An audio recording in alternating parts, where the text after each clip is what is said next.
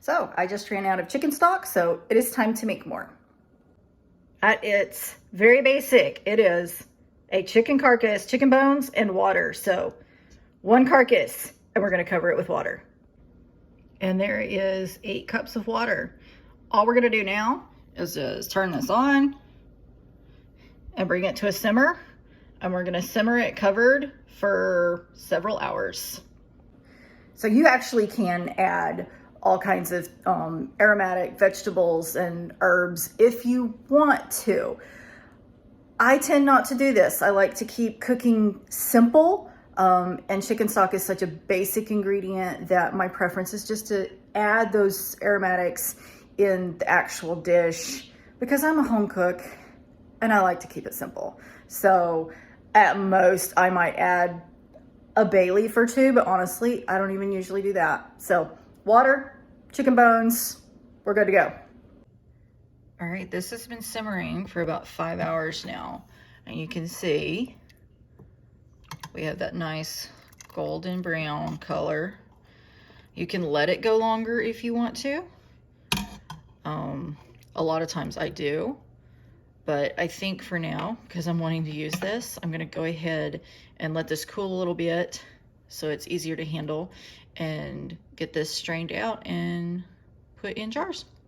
All right, so I've poured it through a colander, get all of that out of there with that drain. And underneath, we have our liquid gold.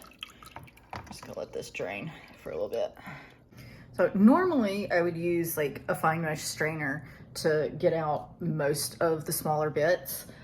It's not super fine, so like the really tiny particles are still like at the very bottom, but I'm usually okay with that. Decided to try something different this evening. I think it's working. So I just grabbed a little piece of cheesecloth and tucked it under my funnel and just pouring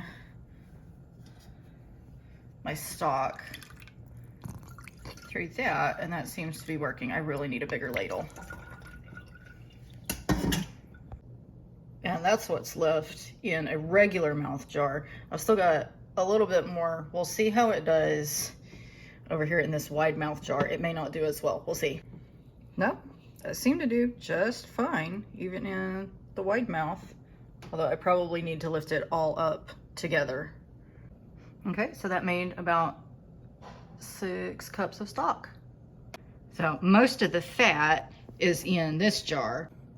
The easiest way to get that off is just to put it in the refrigerator and let that solidify, and then you can just scrape it right off.